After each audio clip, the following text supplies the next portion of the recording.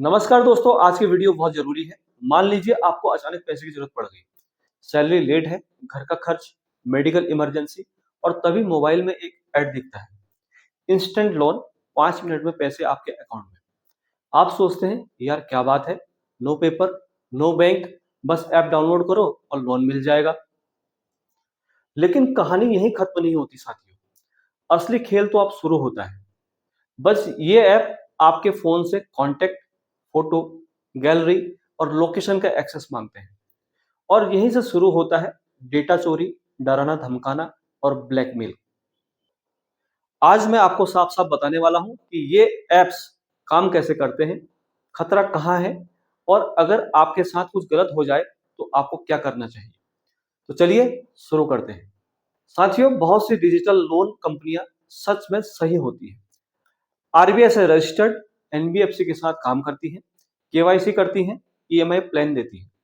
लेकिन इसके बीच में घुस आए हैं कुछ फेक्स और अनऑथराइज्ड ऐप्स जो कहने को तो लोन देते हैं, लेकिन असल मकसद होता है आपका डेटा चोरी करना। आप जैसे ही ऐप खोलते हैं, स्क्रीन पर आता है allow contacts, allow photos, allow locations. आप जल्दी में होते हैं, सोचते हैं चलो अलाउ कर देते हैं वरना लोन नहीं मिलेगा। और बस ये करते ही आपका पूरा मोबाइल इनके सर्वर पर चले जाता है। आपकी फोटो, आपके दोस्तों और रिश्तेदार के नंबर, आप कहाँ रहते हैं, कहाँ जाते हैं, सब कुछ। अब सुनिए खतरा कैसे बनता है। जैसे ही आपने लोन लिया, मान लीजिए 7 से 14 दिन में वापस करना है। अगर किसी कारण ईएमआई लेट हो गई या आप रीपेमेंट में थोड़े भी पीछे रह गए, तभी शुरू होता है हैरेसमेंट, धमकी वाले कॉल, गाली गलौज, फर्जी लीगल नोटिस। और कई लोग तो बताते हैं कि इन एप्स ने उनके कॉन्टेक्ट्स को कॉल करके कहा कि आपका दोस्त लोन नहीं दे रहा है, बेईमान है। कुछ मामले में लोगों की फोटो एडिट करके बदनाम करने की कोशिश भी की गई। यानी एक छोटी सी गलती और पूरी जिंदगी का सुकून खराब।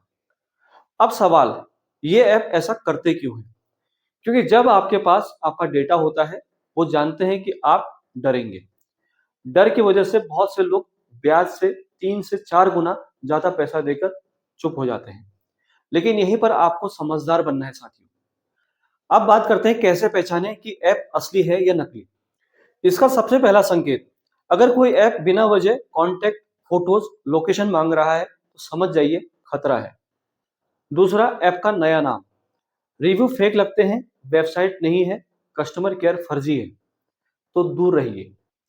तीसरा, अगर कोई ऐप कहता है पहले प्रोसेसिंग फीस भेजो फिर लोन मिलेगा, तो 100% स्कैम है।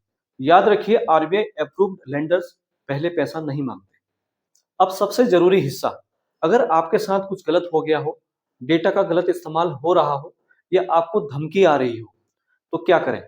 सबसे पहले डरिए मत, स्क्रीनशॉट लें, रिकॉर्डिंग रखें, हर मैसेज, हर कॉल का प्रूफ सेव कर लें। इसके बाद सीधे जाएं cybercrime.gov.in, ये भारत सरकार की आधिकारिक वेबसाइट है। यहीं पर अपनी शिकायत दर्ज करें। फिर पास के साइबर पुलिस स्टेशन में जाकर एफआईआर कराएं।